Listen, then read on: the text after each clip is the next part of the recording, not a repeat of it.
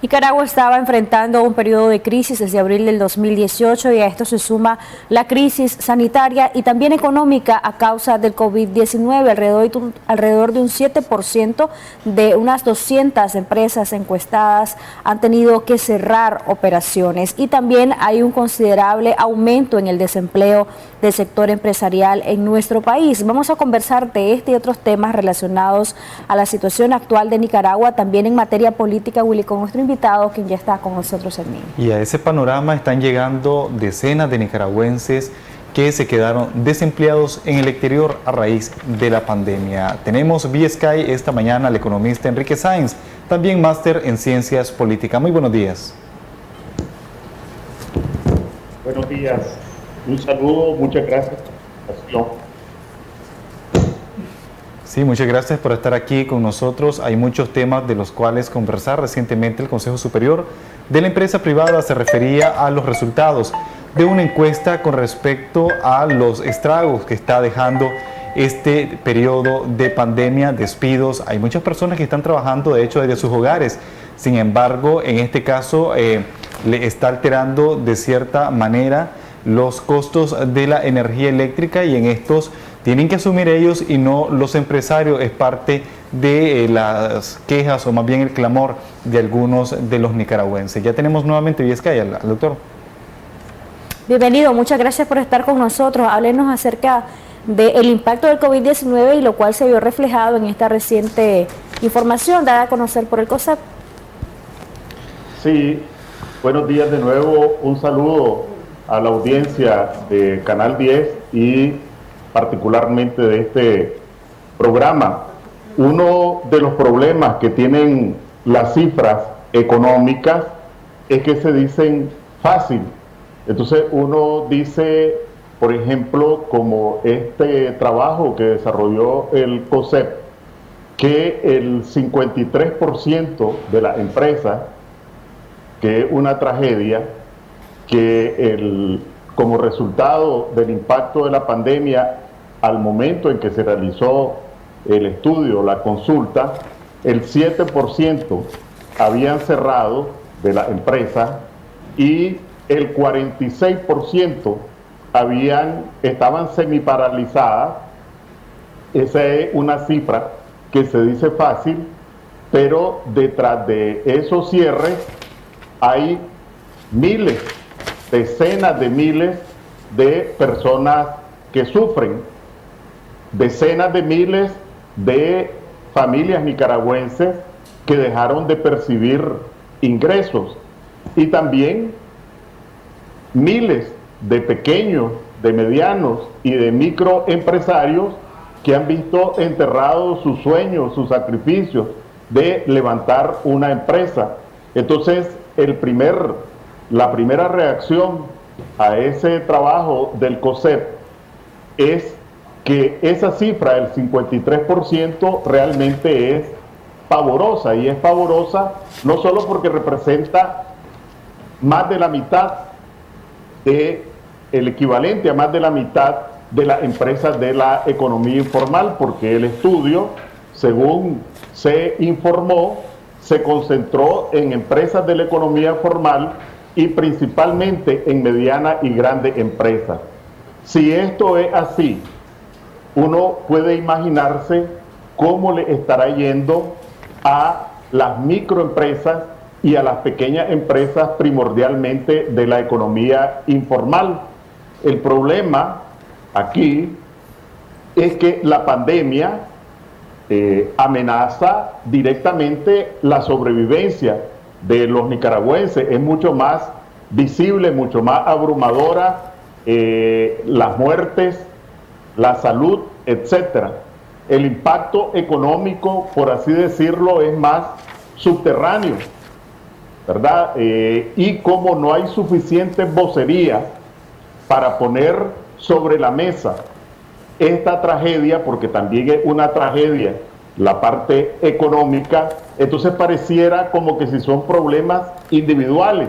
Si alguien fue despedido de una zona franca, por ejemplo, y allí vi unas declaraciones que de 72,000 trabajadores de una de las zonas francas se habían suspendido 35,000 y 7,000 estaban prácticamente sin empleo.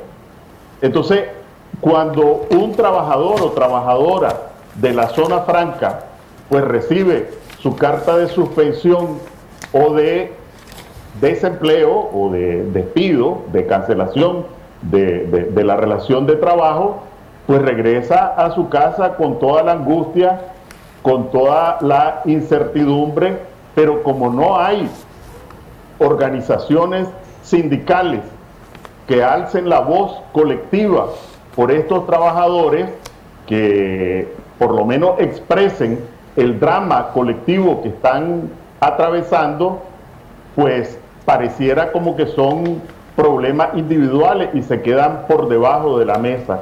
Creo que este trabajo del COSEP hay que reconocerlo porque además contrasta con la actitud de las autoridades de gobierno, ¿verdad? Que de la misma manera que en el caso del MINSA falsifican las cifras, como que si falsificando las cifras van a evitar las muertes o que la gente sepa la cantidad de fallecidos, la cantidad de contagiados.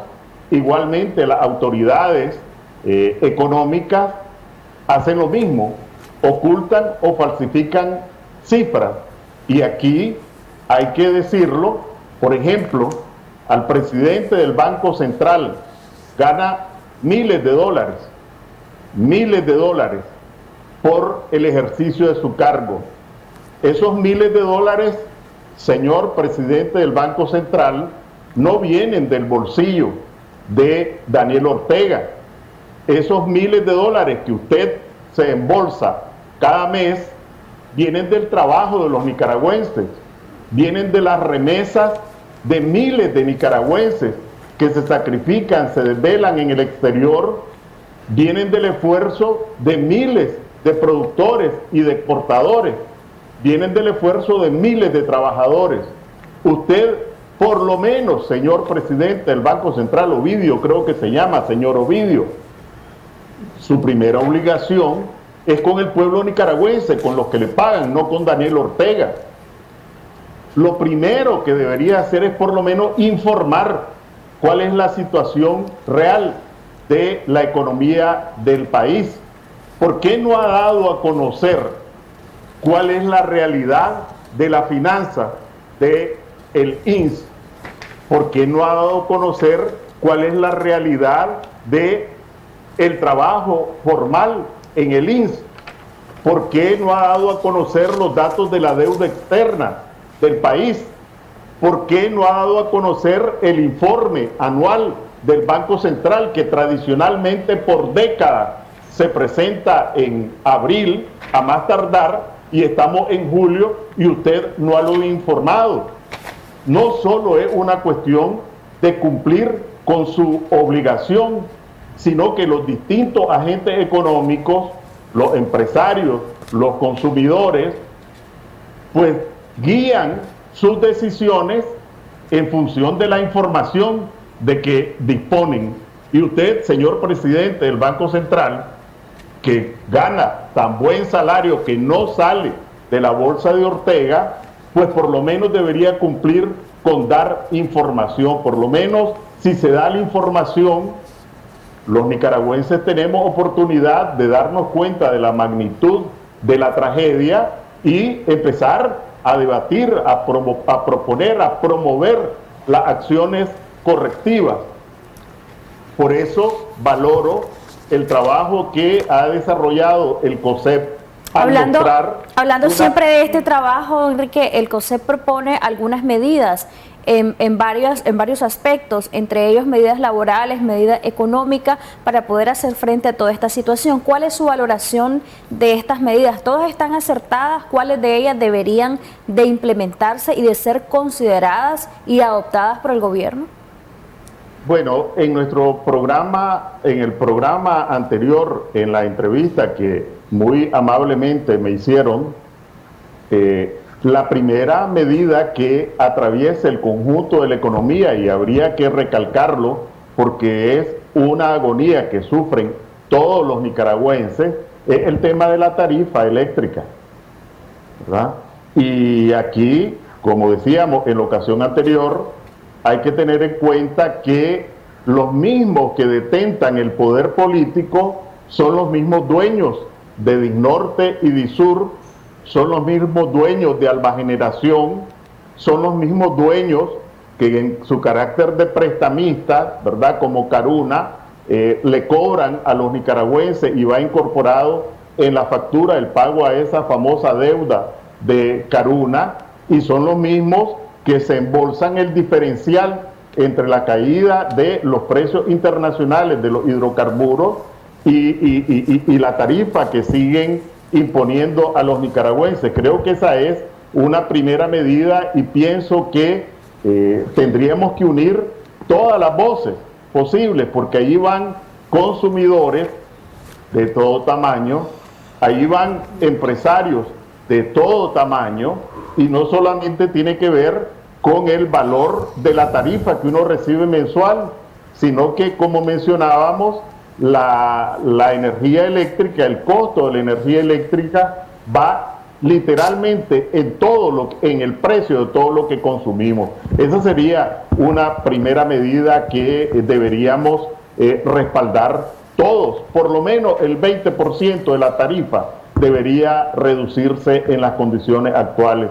Dijimos que esa reducción del 3% es como sacarle la lengua a una persona que va cargando una cruz con sed a medio sol y en un camino empedrado, y viene un payaso y le saca la lengua. Ese es el equivalente al 3%. Eso equivale a esa medida que tomó el régimen de reducir el 3%, cuando podría reducir al menos el 20%, y esto lo único que significa es que dejen de ganar menos. No es que dejen de ganar, sino que ganen menos. Irónicamente, hay sindicatos que destacan como un logro esta reducción de la tarifa energética, pero también usted hacía señalamientos con respecto al papel de los sindicatos en Nicaragua. ¿Usted percibe que son demasiado complacientes con el gobierno? ¿Y qué hubiese sucedido si se dan estos mismos problemas que estamos atravesando con la administración Ortega Murillo, si hubiesen ocurrido en gobiernos del otro bando, pues en este caso gobiernos liberales, que son los que tenemos como antecedentes? Lo que ocurre es que los que llamamos dirigentes sindicales en realidad no son dirigentes sindicales, ¿verdad? Lo que son es sirvientes del régimen, así como el régimen tiene sirvientes en la economía, tiene sirvientes en la asamblea, tiene sirvientes en el poder judicial, tiene sirvientes en la policía, tiene sirvientes en el ejército, pues también tiene sirvientes en los sindicatos, que para lo que sirven no es para defender los intereses de los trabajadores, sino que para acatar las órdenes que le da el monarca.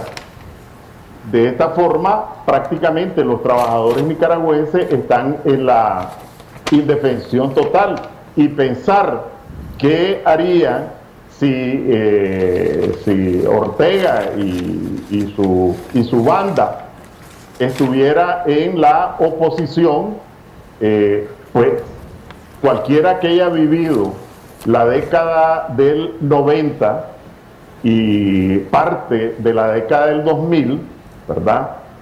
Con la quema de buses, con los tranques, con la paralización de las comunicaciones, de las vías de comunicación, etcétera, puede imaginarse. Y además esto actuando en la calle, pero igual valiéndose de su presencia en la asamblea y en la corte, etcétera, bloqueando la actividad normal, intimidando, amenazando, coaccionando por distintas vías. Es decir, lo que ellos le endilgan a los opositores azul y blanco que hemos reclamado libertad y justicia, ¿verdad? Lo mismo que ellos actúan como terroristas desde el poder del Estado, pues si no lo tuvieran, la misma conducta tendrían. A causa del manejo de la pandemia del COVID-19 en nuestro país, se genera mayor incertidumbre, mayor inseguridad de las personas para poder salir, cumplir con sus labores diarias. Hemos visto recientes acciones del gobierno de comprar, por ejemplo, ventiladores, equipos, pero ¿cómo valora usted esta situación y qué es lo que busca el gobierno del presidente Ortega con el actual manejo de la pandemia y lo que ha venido haciendo? Y ahora un aparente cambio que se ve con el tema de las celebraciones virtuales, las efemérides que ellos celebran y ahora lo van a hacer virtual, según las recientes comunicaciones de manera oficial. Sí, aquí de alguna forma lo que vemos es un retrato fiel de cuerpo entero de la actitud de lo que inspira a la mafia en el poder. Mientras ellos se quedan a buen resguardo en el búnker o en sus mansiones, ni siquiera dan la cara, ni siquiera sacan la cabeza para protegerse. Entonces, las actividades tradicionales partidarias con ocasión del 19 de julio, en las que el monarca y su séquito inmediato tienen que aparecer en público, esas las transformaron en virtuales. Y entonces el repliegue, aunque ya de último ya no iba en su Mercedes-Benz blindado con 3 cordones de policía uniformados alrededor y sin uniforme, otros 2 cordones, y ya en la última iba en el segundo piso de un bus, pero por lo menos daba la cara, ¿verdad? Por lo menos se mostraba. Ahora ni siquiera eso, ni para el repliegue ni para el 19 de julio, pero mostrando la falta de escrúpulos, sin embargo, frente a sus seguidores, que no tienen tampoco compasión frente a sus seguidores, ahí lo están llamando a que participen en actividades presenciales con todo el riesgo de contagio que esto significa. Entonces por ahí tenemos un fiel retrato. Por otro lado,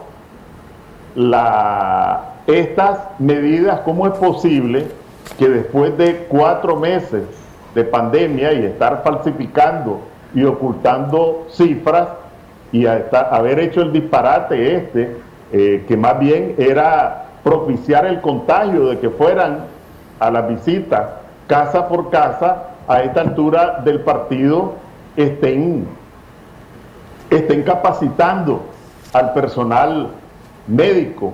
Y aquí hay que decir, ¿verdad?, que no solo es muy poquito, sino que es muy tarde, pero ese tarde se ha pagado con vidas de nicaragüenses y con todas las secuelas que esto representa en materia de salud, y llega a tal nivel su criminalidad que ustedes recuerdan, todos recordamos cómo prohibían, cómo se había convertido en una acción subversiva colocarse una mascarilla, cómo intentar medidas de prevención y de protección lo consideraban como una acción imperialista, ¿verdad? Y entonces ahora empiezan a tomar estas medidas que mencionamos, son bastante tardes, pero sin dejar su vocación criminal, porque como no dan suficientes equipos de protección ni productos de protección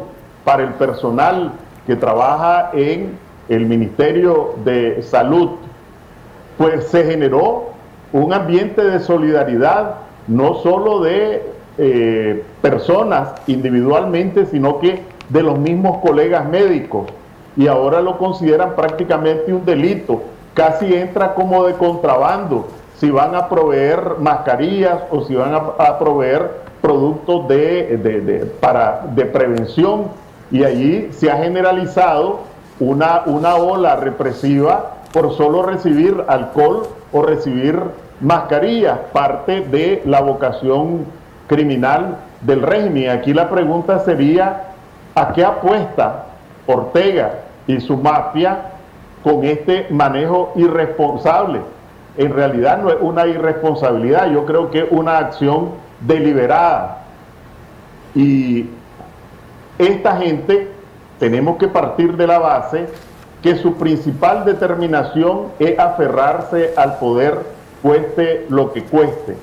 Y mi interpretación es una interpretación que Ortega hizo sus cálculos una vez que cayó encima la pandemia. ¿Cuáles son los principales actores en la dinámica interna del país? Uno, la comunidad internacional. Entonces Ortega, que vive midiendo la temperatura, hizo sus cálculos. Seguramente los gobiernos, con el impacto de la pandemia, pues van a concentrarse en atender las urgencias de su país y van a desatender los asuntos internacionales, entre otros el tema de Nicaragua. Y ese cálculo, por fortuna, le ha venido fallando, porque la comunidad internacional ha continuado poniendo el dedo en la llaga con distintos tipos de sanciones y de atención a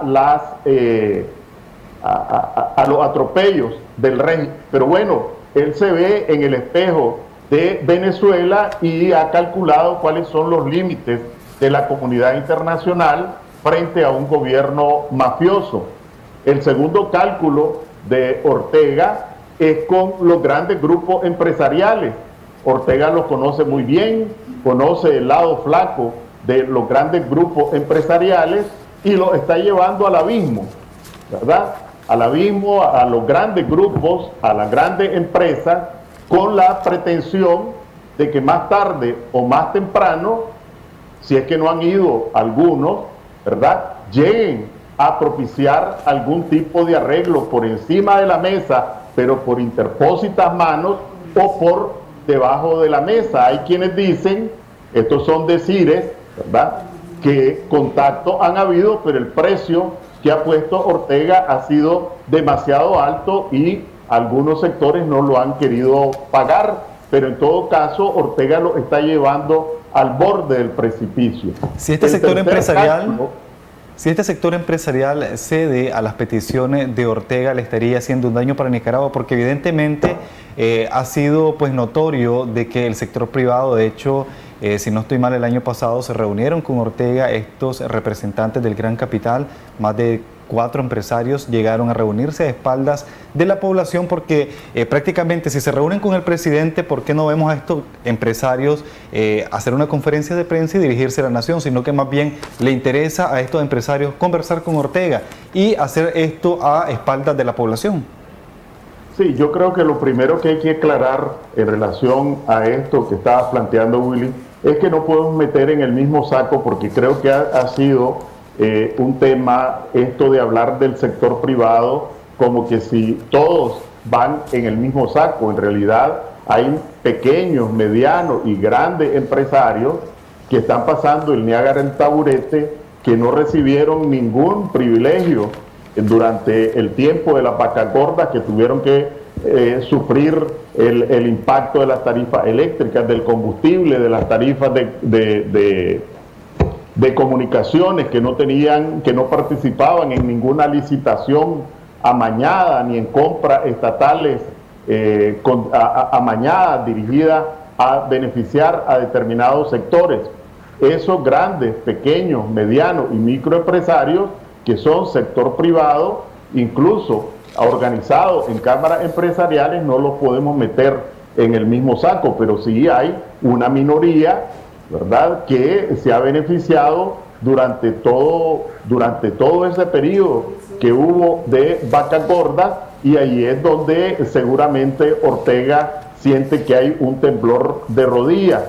Sí, fue público de que para el segundo diálogo creo que fue en febrero del año pasado, fueron algunos prominentes empresarios los que aparecieron con Ortega, y todavía no se sabe si Ortega les prestó una escalera a ellos o ellos le prestaron una escalera a Ortega, ¿verdad? Pero no creo que sea conveniente hablar del sector privado en general, ni siquiera de los grandes empresarios, porque allí hay que separar a unos de otros, a quienes han tenido una posición de indulgencia o de genuflexión frente al régimen, de aquellos que han cumplido como empresarios desarrollando sus actividades limpiamente, ¿verdad? Sin genuflexiones, tampoco pues sin enfrentamientos, porque no necesariamente ese es el papel de los empresarios, pero sí con mucha dignidad. Entonces decía que ese es el segundo cálculo de Ortega. El tercer cálculo es con la fuerza opositora. Él conoce las contradicciones, los intereses cruzados, los problemas ideológicos, etcétera, y apuesta a que la oposición no va a poder desafiarlo. Entonces, ¿por qué hace todo esto? Porque él apuesta al caos. Él siente que en una situación de caos, desempleo, los problemas de la pandemia, los problemas de la salud, etcétera, no va a haber una fuerza política con suficiente capacidad para desafiar su poder, y en estas condiciones él va a poder imponer una de dos: o si se produce a nivel latinoamericano una o dos suspensiones, por ejemplo, de elecciones, que en Bolivia la suspendan, por ejemplo, o que en otro país donde estén programadas la suspendan por razón de la pandemia, pues él tener el antecedente para suspenderla y prorrogar su periodo sin hacer elecciones. Y su otra opción, en una situación así de incertidumbre, de confusión, de que la gente esté concentrada en proteger su vida y su salud, pues organizar un circo electoral enseñando una zanahoria o una campanilla para que quienes tienen ya una tradición de servicio a Ortega, pues salgan corriendo a participar en un circo electoral. Esa es la apuesta de Ortega: o circo electoral o suspensión de las elecciones. Y como no tiene ningún escrúpulo, está arrinconando como decía, a los grupos económicos prominentes, está esperando que la comunidad internacional no siga dando pasos y está esperando que no cuajen los procesos de unidad de las distintas fuerzas opositoras. Entonces, de ahí, si esos son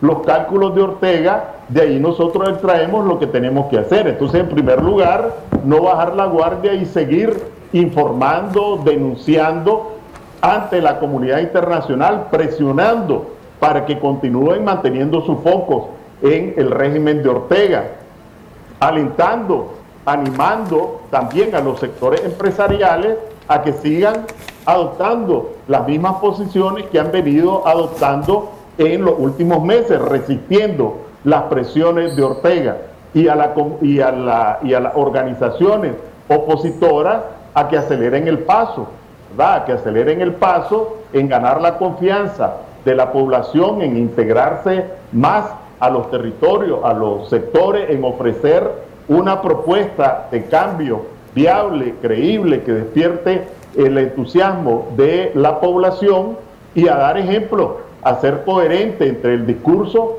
y la práctica. Si esos son los cálculos de Ortega, y si su pretensión es mantenerse a sangre y fuego, bueno, nosotros no podemos quedar de brazos cruzados.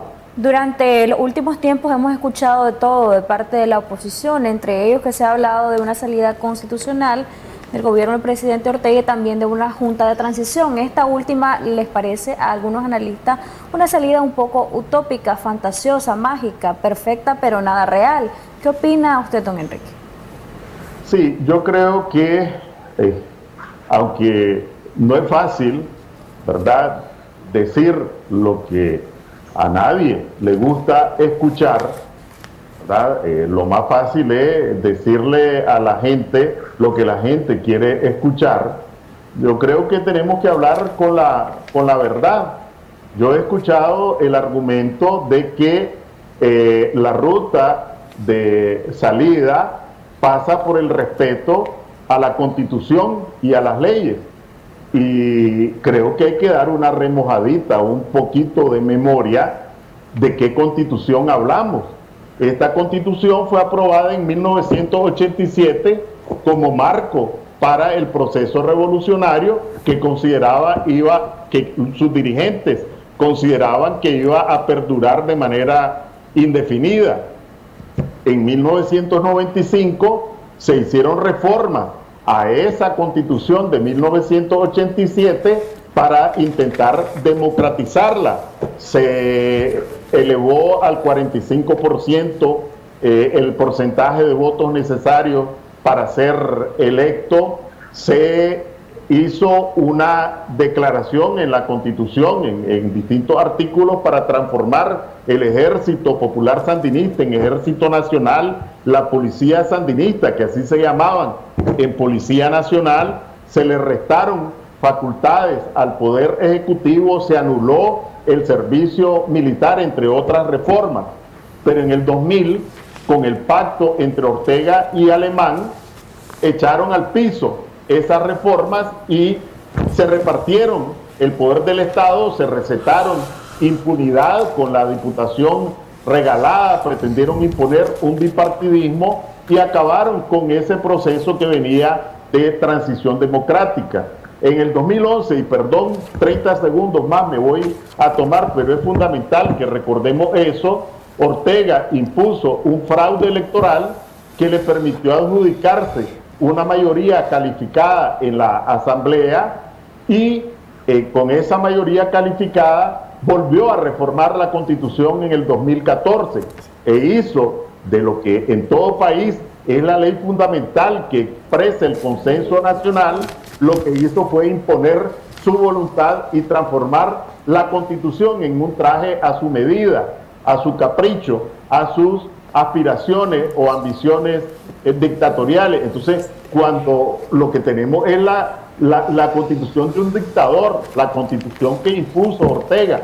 Entonces, cuando yo escucho a gente que supuestamente es jurista o estudioso del derecho hablar de respeto escrupuloso a la Constitución y a las leyes, yo digo, ¿cuál Constitución? La Constitución de Ortega, la que establece la reelección indefinida, la que establece que el ejército y la policía están bajo el mando directo de Ortega.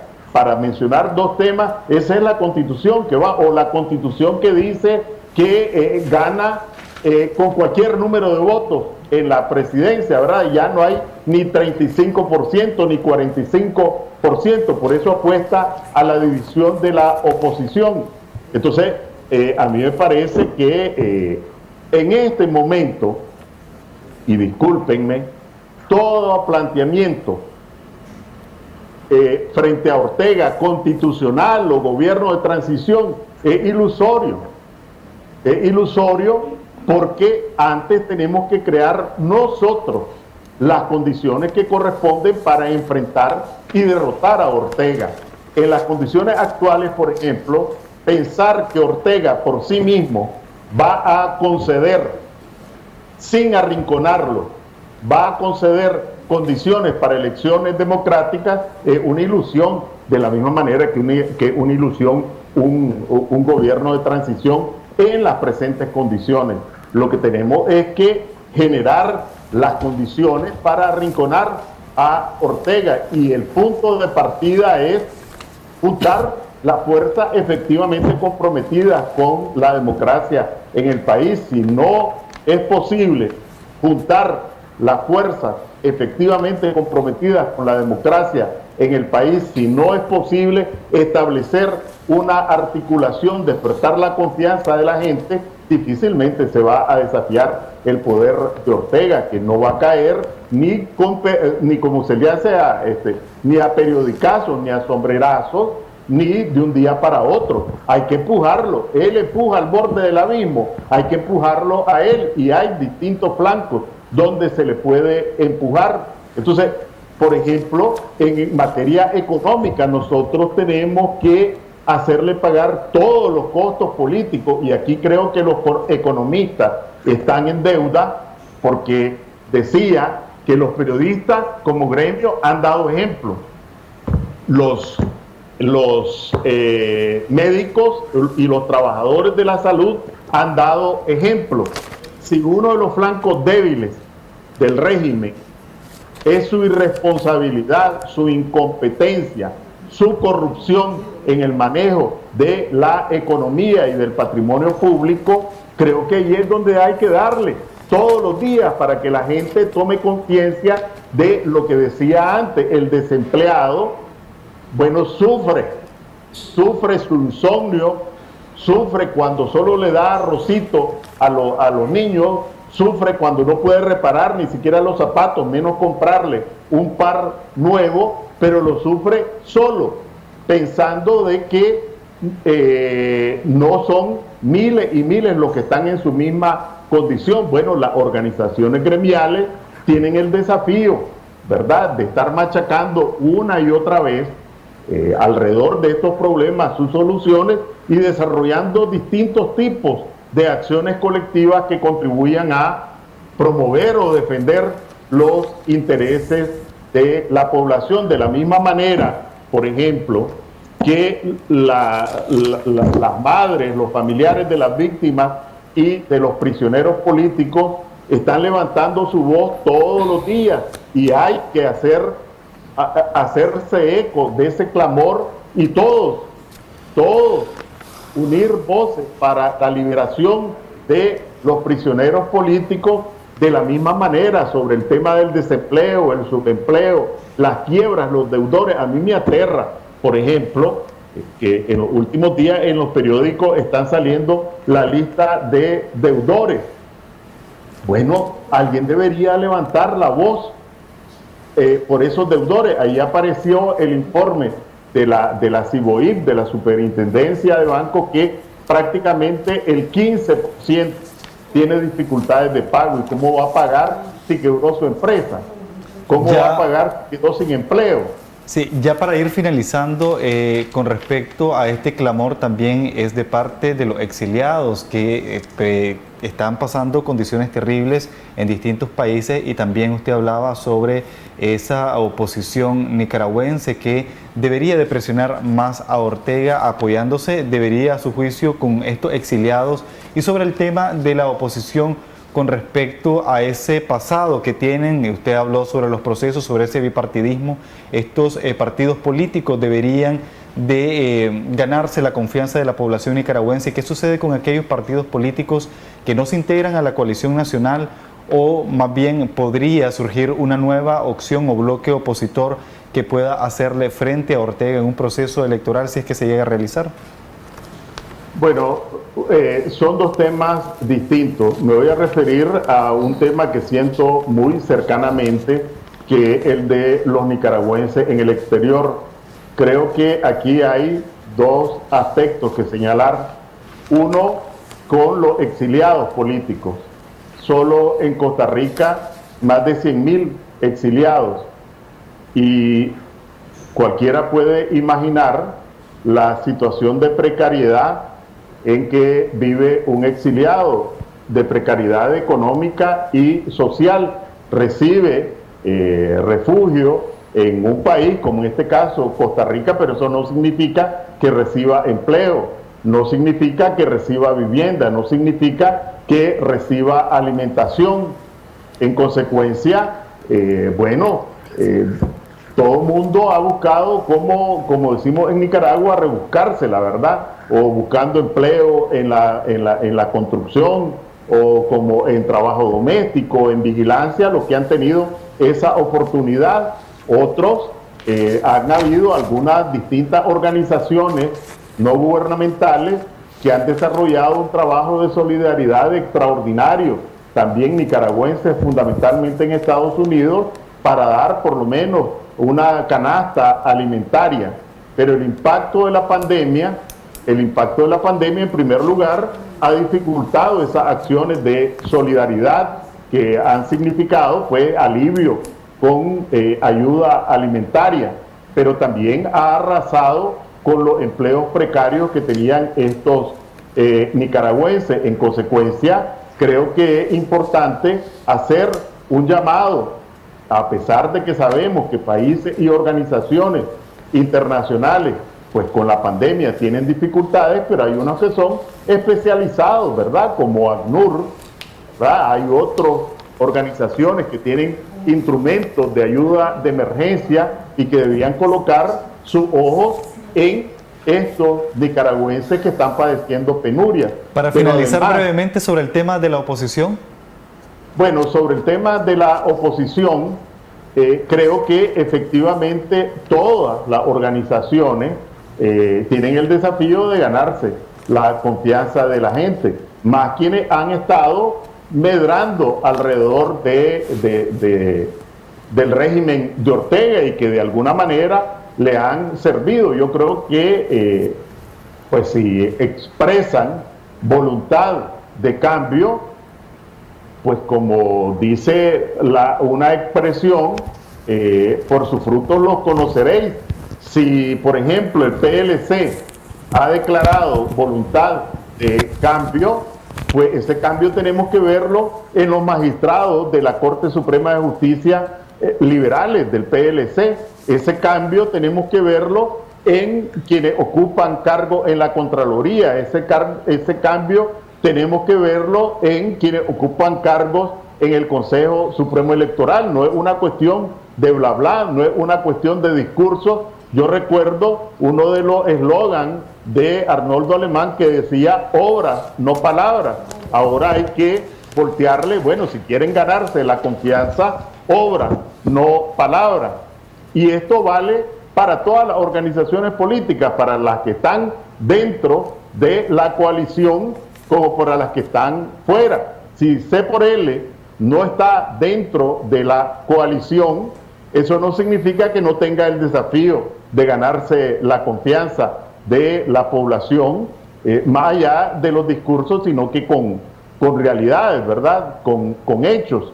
Y hechos tienen que ver con estos temas que estábamos mencionando, ¿verdad? De pronunciarse, de ocuparse de los despedidos de la zona franca, de ocuparse de los deudores que no pueden pagar sus deudas, de ocuparse de los nicaragüenses en el exterior. Por ejemplo, esta tragedia de los nicaragüenses, sobre todo de la costa del Caribe, en el caso de los que están en las islas del Caribe y en los cruceros, los que están varados en Panamá, los que están varados en Guatemala. Esa es la política, ocuparse de los problemas de la gente. Entonces allí tienen, ¿verdad?, las organizaciones para empezar a dar pasos. Preocúpense por los exiliados, ocúpense de estos nicaragüenses apátridas, porque están en una condición de hecho como apátridas, porque su país no los quiere recibir. Ocúpense, por lo menos denuncien, por lo menos pónganle atención, una expresión de solidaridad a los desempleados, propongan alivio en el caso de los deudores, junten propuestas viables. No tiene que ser 42 propuestas, ¿verdad? Basta con 5, 7 que vayan al corazón del problema y que comprometa a Raimundo y todo el mundo a respaldarla en temas económicos, sociales y de salud. Así como se gana la confianza de la gente. Muchísimas gracias, don Enrique Sáenz, que nos ha acompañado esta mañana, economista y máster en ciencias políticas, con quien hemos abordado temáticas de interés nacional, algo tan importante para Nicaragua como es abordar la situación económica que estamos enfrentando, la situación sanitaria y cómo salir de todo esto, cómo hacerle frente, Willy. Ha sido una entrevista muy satisfactoria. Al regresar tendremos un tema de mucho interés también, como es el hecho de la transmisión aérea del COVID-19, lo que recientemente ha dicho la Organización Mundial de la Salud respecto a este tema, de que es posible que en algunos lugares específicos sí puede existir esa posibilidad de la transmisión aérea de COVID-19. Y tener en cuenta de que la cifra de contagio en nuestro país no ha disminuido debido a las cifras, las oficiales, y que presentan también algunos médicos independientes. Al hablar de este tema, a regresar de una pausa comercial.